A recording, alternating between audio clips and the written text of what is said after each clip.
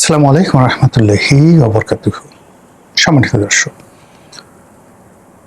আমাদের সেনাবাহিনীর যে সদর দপ্তর ঢাকা ক্যান্টনমেন্ট, সেখানে একটি প্রতীক স্থাপন করা হয়েছে। সেটিকে নাম দেওয়া হয়েছে শিখা অনির্বাণ। অবিরতভাবে এই আগুন জ্বলতে থাকবে, একটা শিখা প্রজ্বলিত থাকবে। ব্যাপারটা কিছু না, জাস্ট যে বিভিন্ন আমাদের যে গ্যাস ক্ষেত্রগুলো রয়েছে, আপনি দেখবেন প্রায় সবগুলো গ্যাস ক্ষেত্র, সেখানে একটা চুঙ্গার মতো দেয়া আছে, সেই চুঙ্গাটা সবসময় জ্বলতে থাকে। ইট মিনস সেখানে গ্যাস আছে, আগুন জ্বলা মানে সেখানে গ্যাসের কার্যক্রম চলছে। তো ওটারই প্রতীকী অর্থে শিখা অনির্বাণ নাম দিয়ে সেনাবাহিনীর যে স্পিড, গতি এবং স্প্রিড, এটা যে প্রজ্বলিত, দাউ দাউ করে জ্বলছে, আলো ছড়াচ্ছে, তাপ ছড়াচ্ছে, তারপর উদ্ভাসিত হচ্ছে, মানুষকে ঐক্যবদ্ধ করছে, মানুষকে দিক নির্দেশনা দিচ্ছে। আমরা যখন অন্ধকারের মধ্যে হারিয়ে যাই, তখন আমাদের হাতে যে লাইট থাকে, সেই লাইটটিকে বলা হয় পথপ্রদর্শক। তো কাজেই এই যে শিখা অনির্বাণ নাম দিয়ে এখানে কেবলই মাত্র যে একটি আলো জ্বালিয়ে দেওয়া হলো, একটা মশাল জ্বালিয়ে দেওয়া হলো, বা গ্যাসের একটা সংযোগ দিয়ে সেটা দাউ দাউ করে জ্বলছে, এটা কেবলই মাত্র কোনো সিঙ্গেল ভার্ব নয়, নাউন নয়, প্রোনাউন নয়, অ্যাডজেক্টিভ নয়। It's a combination of many thinking, অনেকগুলো চিন্তার সম্মিলন।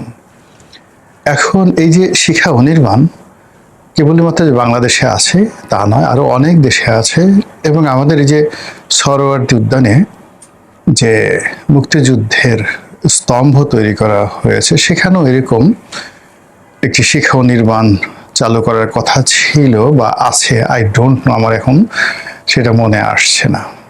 সেটা বন্ধ করে দেওয়া হয়েছে, চালু আছে, না শুরু করা হয়েছিল, বাট এটা পরিকল্পনার মধ্যে ছিল। তো যেটা বললাম যে আমি ওই শিখা অনির্বাণ যখন চালু হলো, তখন আমাদের দেশের যে সকল ইসলামপন্থী লোকজন রয়েছেন, এটিকে তারা বললেন এটা বেদাত, এটি হারাম, এটি শিরক। বেদাত বলা হলো এই কারণে যে যা আদতে ছিল না। আমাদের অনেকে আছে না আদত, আদত বলে, আদত অর্থকে বলার চেষ্টা করেন, আদত মানে আসলে ছিল না, নট লাইক দ্যাট। আদত হলো আদিকালে, মানে ইতিপূর্বে। আদতে ছিল না মানে ইতিপূর্বে ছিল না। তো যা ইতিপূর্বে ছিল না সেগুলোকে বলা হয় বেদাত। বেদাত আবার এই বেদাতের মধ্যে অনেকগুলো বেদাত আছে ধর্মে, যেগুলোকে বলা হয় বেদাতে হাসানা। আগে ছিল না, কিন্তু এগুলো এত সুন্দর যে এর চেয়ে উত্তম কোনো কিছু হয় না। যেমন তারাবির নামাজ, এটিকে বলা হয় বেদাতে হাসানা। তো সবাই বলার চেষ্টা করছেন ইসলামপন্থী যারা লোকজন, যে প্রথমত ইসলামের বহু সাম্রাজ্য, বহু রাজ্য, রাজত্ব 1000 বছর ধরে মাশরিক থেকে মাগরিব পর্যন্ত তারা শাসন করেছে, আলো ছড়িয়েছে এবং কিংবদন্তির দৃষ্টান্ত স্থাপন করেছে, যেটা মানব জাতির ইতিহাসে অন্য কোনো সভ্যতা, অন্য কোনো জাতি, অন্য কোনো গোষ্ঠী একই সঙ্গে ইসলাম, সিভিলাইজেশন, ধর্ম, শিল্প, সাহিত্য, সংস্কৃতি, বিজ্ঞান পারেনি, যেটা এই মুসলমান রুলারদের জমানাতে হয়েছে। আপনি যদি অটোম্যানদের সেই 800 বছরের শাসন দেখেন, পুরো তুরস্ক, আনাতোলিয়া, তারপর রাশিয়ার একটা বিরাট অংশ, বিশেষ করে আমরা যেগুলোকে সিআইএস কান্ট্রি বলি, এখন রাশিয়ার যে 6-7টি দেশ রয়েছে যেটা মুসলিম প্রধান, Uzbekistan, Kazakhstan, Kyrgyzstan, Tajikistan, Armenia থেকে শুরু করে আপনি সেই ইউরোপের কসোভা, এরকম বহু অঞ্চল, বলকান অঞ্চল বিশেষ করে, এটি অটোম্যানদের অধীন ছিল। এর বাইরে যুগোস্লাভিয়া, অস্ট্রিয়ার একটা বিরাট অংশ, ফ্রান্সের একটা বিরাট অংশ, সবই ইটালির একটা বিরাট অংশ, সাইপ্রাস অটোম্যানদের আন্ডারে ছিল। আর এটা পরবর্তীতে মিশর এবং পুরো মধ্যপ্রাচ্য, আজকের যে জিওগ্রাফিক মধ্যপ্রাচ্য, পুরোটাই অটোম্যানদের অধীন ছিল কন্টিনিউয়াসলি 800 ইয়ার্স। তো সেখানে কোরআনের তাফসির হয়েছে, আবার সেখানে গ্রিক দর্শনশাস্ত্র হয়েছে, সেখানে চৈনিক যে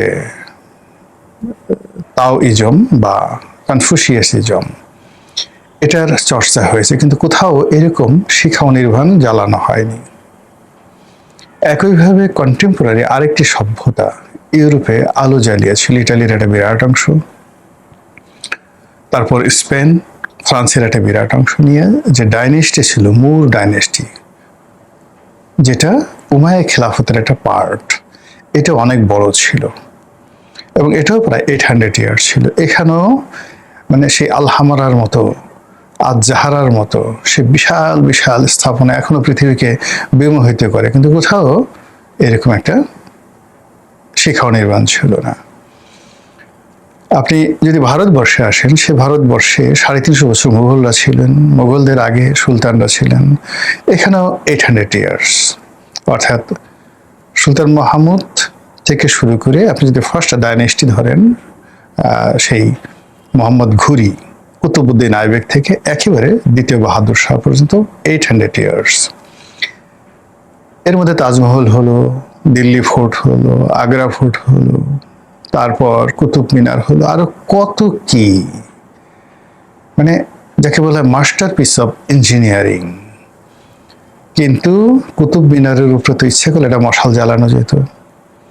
এখন ভারতের যে আর্মি, তার সে অনেক বেশি আর্মি ছিল সেই সম্রাট আওরঙ্গজেবের। এখন মানে আপনি চিন্তা করেন 150 কোটি বা 40 কোটি দেশ, তাদের সব মিলে আর্মির সংখ্যা 15 লক্ষ নাই, কিন্তু আওরঙ্গজেবের আর্মি ছিল 20 লাখ, 20 লাখস।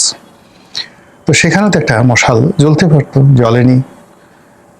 মধ্যপ্রাচ্যে সম্রাট আওরঙ্গজেব ছিলেন, ভারতে মধ্যপ্রাচ্যে টোটাল যে ডাইনেস্টি, সেখানে দুটো ডাইনেস্টি, ফাতেমি সাম্রাজ্য মিশর কেন্দ্রিক, আর বাগদাদে ছিল আব্বাসীয় খেলাফত। তারও আগে সিরিয়ার দামেস্কতে 90 বছর শাসন করছে উমাইয়া খেলাফত। কোথাও তো একটা মশাল জ্বলেনি। এই জন্য ইসলামী যারা স্কলার, তাদের বক্তব্য হলো যে এটা বেদাত শুধু নয়, এটা হারাম, নিষিদ্ধ, আর এটা শিরক।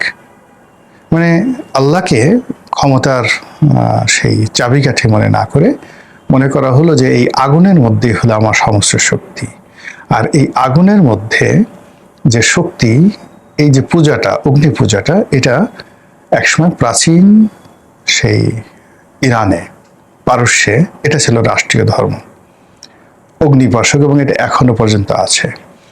এবং ইরানের যে এই সময়টাতে রাজপ্রাসাদগুলোতে পূর্ণকালীন সময়ে এই যাকে বলা হয় আলোটা জ্বালিয়ে রাখা হতো, শিখাও নির্বাণ জ্বালিয়ে রাখা হতো। এটা কখনো নিভত না। যখনই নিভে গেছে কোনো কারণে, সেই সাম্রাজ্যের পতন হয়েছে, এবং সর্বশেষ তাদের এই শিখা ও নির্বাণ নিভে গিয়েছিল যেদিন 570 খ্রিস্টাব্দের 12ই রবিউল আওয়াল তারিখে মক্কাতে মুহাম্মদ রাসূলুল্লাহ সাল্লাল্লাহু আলাইহি ওয়াসাল্লাম জন্মগ্রহণ করলেন। ঠিক সেই রাতে ভূমিকম্প হলো। সম্রাট নওশেরওয়া ছিলেন তখন, পারস্যের সম্রাট। তার প্রাসাদের চূড়া ভেঙে গিয়েছিল এবং তার প্রাসাদে যে অগ্নি প্রজ্বলিত ছিল, শিখা নির্বাণ ছিল, সেটা নিভে গিয়েছিল। তো কাজেই এটার সঙ্গে মুসলমানদের একটা বিরাট ধর্মীয় অনুভূতি এবং কন্ট্রাডিকশন অ্যান্ড কনফ্লিক্ট আছে। যেহেতু 90% লোক বাংলাদেশে বসবাস করে, প্রথম থেকেই তারা বলে আসছিল যে এটা বাংলাদেশের জন্য, ধর্মের জন্য নিষিদ্ধ। এই হলো ইসলামের কথা। আর আগে এটার যে একটা সরল ব্যাখ্যা সেটা বললাম। এখন সাম্প্রতিক সময় যেটা হলো সেটা হলো ইউনূস জামানাতে ইসলামপন্থীদের একটা বিরাট উত্থান হয়েছে। সারা বাংলাদেশে কালেমার পতাকা পথ পথ করে উঠছে, লা ইলাহা ইল্লাল্লাহু মুহাম্মাদুর রাসূলুল্লাহ লিখে সাদা পতাকা কে বা কারা সদল বলে সারা বাংলাদেশে টানিয়ে দিচ্ছে। পশ্চিমারা বলছে আইএস, আর যেহেতু আরবিতে লেখা, বলছে ওখানে কি লেখা আছে আমরা জানি না, এটার কোনো মানে ইতিবাচকতা নেই। কিন্তু এটা নিয়ে মানুষের যে আবেগ এবং অনুভূতি, সাধারণ মানুষ এটাকে এরকম সমস্যা দেখছে না। কিন্তু রাষ্ট্রশক্তি, পশ্চিমা শক্তি, ভারতীয় শক্তি সম্মিলিতভাবে এটার মধ্যে এক ধরনের দক্ষিণপন্থীর উত্থান দেখতে পাচ্ছে। এবং এই জিনিসগুলো যখন ঘটছে ঠিক সেই সময়টিতে আমাদের সেনাবাহিনীর প্রধান জেনারেল ওয়াকারুজ্জামান তিনি উমরা করে এসে চমৎকার দাড়ি রেখেছেন। সেই দাড়ির দৃশ্য, তার মুখচ্ছবি সবকিছু দেখে ইসলামপন্থীদের শুধু সুবহান আল্লাহ, আলহামদুলিল্লাহ, আল্লাহ আমরা এরকম একজন ওলি আল্লাহ পেয়েছি সেনাপ্রধান হিসেবে, এবার একটা কিছু একটা হবে। তার প্রতিপক্ষ যারা আছে, ও মাই গড, আপনার মনে এরকম ছিল বা তোমার মনে এরকম ছিল, এইবার তোমার আসল চেহারা প্রকাশ হয়েছে, এই সমস্ত কথাবার্তা যখন চলছে ঠিক সেই সময়টাতে শিখা ও নির্বাণ বন্ধ হয়ে গেল। অভিযোগ আছে বা বলা হচ্ছে অভিযোগের জবাবে বন্ধ হওয়ার বিরুদ্ধে যে সারা বাংলাদেশে জ্বালানির সংকট চলছে, দুনিয়াতে জ্বালানির সংকট চলছে, সেখানে একটি শিখা ও নির্বাণ রাত দিন 24 ঘন্টা বিনা কারণে জ্বলছে। এটা তো ইসলামের দৃষ্টিতেও অপব্যয়। আল্লাহ অপব্যয়কারীকে পছন্দ করেন, অপব্যয়কারী শয়তানের ভাই। কাজেই ক্যান্টনমেন্টের সবাই শয়তানের ভাই হয়ে যাবে, এটা তো হয় না। তো এরকম নানা যুক্তি পক্ষে দেওয়া হচ্ছে, কিন্তু পক্ষে এবং বিপক্ষে এটা নিয়ে নিদারুণ যখন বিতর্ক তুঙ্গে, অর্থাৎ প্রথমে সেনাপ্রধান দাঁড়িয়ে রাখলেন, তারপর শিখা নির্বাণ বন্ধ হলো। এবং এরপরে যেটা হলো, আপনারা জানেন যে সেনাবাহিনীর মধ্যে অনেকগুলো ব্যাটালিয়ন থাকে, কোম্পানি থাকে, তারপরে কোম্পানির পরে কোর থাকে, ডিভিশন থাকে। তো সেই যে একটা ব্যাটালিয়ন, এক ব্যাটালিয়ন শূন্য, সাধারণত এক ব্যাটালিয়ন শূন্যে 800-র মতো শূন্য থাকে ইন জেনারেল। বাংলাদেশে কত আছে আমি বলতে পারবো না, কিন্তু ইন্টারন্যাশনাল স্ট্যান্ডে 800 শূন্য থাকে। এর মধ্যে 800 শূন্য একজন কর্নেল, লেফটেন্যান্ট কর্নেল অথবা একজন মেজর তার অধীনে থাকে। আবার সেখানে ছোট ছোট অনেকগুলো কোম্পানি থাকে, 100, 150, 200 অবস্থা ভেদে। তো এই কোম্পানিগুলোর কমান্ডে থাকেন একজন ক্যাপ্টেন। এরকম 4টি কোম্পানি প্রতিষ্ঠা করা হয়েছে এবং সেই 4টি কোম্পানি মিলে আবার একটা ব্যাটালিয়ন তৈরি করা হয়েছে। এই 4টি কোম্পানি, তাদের নাম দেয়া হয়েছে 4 জন খলিফাতুল মুসলিমিন, হযরত উমর মানে হযরত আবু বকর সিদ্দিক রাদিয়াল্লাহু তাআলা আনহু, যাকে সিদ্দিক আকবর বলা হয়। দ্বিতীয় উমর ইবনুল খাত্তাব, মানে রাষ্ট্র পরিচালনায় সারা বিশ্বের বিস্ময়, জ্ঞানের সাগর হযরত আলী রাদিয়াল্লাহু তাআলা আনহু, চতুর্থ খলিফা। এবং তৃতীয় খলিফা প্রজ্ঞা, জ্ঞান এবং যাকে বলা ধীমান, সততা, ন্যায়পরায়ণতা, নম্রতা, বিনয়, সবকিছুর বিমূর্ত প্রতীক। রাষ্ট্র ক্ষমতায় বসে একজন ভালো মানুষ যদি কাউকে কল্পনা করা হয়, হযরত উমর তাদের প্রধানতম। তো সেই হযরত উমরের পরে হযরত ওসমান, যাকে বলা হয় এই নম্রতা, বিনম্রতার প্রতীক, যার উপাধি ছিল জিন্নুরাইন। তো এই 4 জন খলিফার নামে 4টি কোম্পানি করা হয়েছে এবং 4টি সেই কোম্পানি দিয়ে আবার একটা ডিভিশন তৈরি করা হয়েছে। এখন এটি নিয়ে ভারতের যারা দাদা, হায় হায় কি হলো, এরা কি আবার সে গাজওয়াতুল হিন্দ করার চেষ্টা করছে? এই বাংলা থেকে তো একসময় এরকম খুব ছোট অবস্থাতে বিহারের একজন উজির ছিলেন, মন্ত্রী ছিলেন, শেখ ফরিদ, যার নাম ছিল শেরশাহ।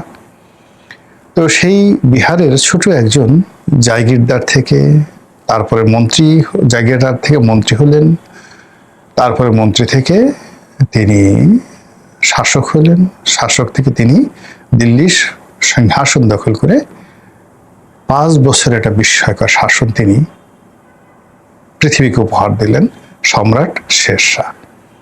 তখন এই বাংলা থেকে তার উত্থান হয়েছিল। তিনি বিহারে তার বীজ পতন হয়েছিল, কিন্তু এই বাংলা থেকে উত্থান হয়েছিল। কাজে এই বাংলা নিয়ে দিল্লির কিন্তু একটা আতঙ্ক আছে। কাজে এই বাংলাতে সেই শিখা ও নির্বাণ বন্ধ হয়ে যাওয়া, সেনাপ্রধানের দাঁড়িয়ে রাখা, তারপরে 4 জন ইসলামের মহান খলিফার নামে যে কোম্পানি প্রতিষ্ঠা করা সেনাবাহিনীর মধ্যে, তো এখন একটা ব্যাটালিয়ন কোম্পানি হলো, কোম্পানি মিলে একটা ব্যাটালিয়ন হলো, এরপর যদি একটা ডিভিশন হয়ে যায়, কি হবে? কোন দিকে যাচ্ছে বাংলাদেশ? কাদের নির্দেশে এগুলো হচ্ছে, এগুলো নিয়ে দেশি বিদেশি যে সমালোচক তাদের ঘুম রীতিমতো হারাম হয়ে গেছে। মহান আল্লাহ আমাদের সবাইকে হেদায়েত দান করুন এবং হেফাজত করুন। আসসালামু আলাইকুম ওয়া রাহমাতুল্লাহি ওয়া বারাকাতুহু।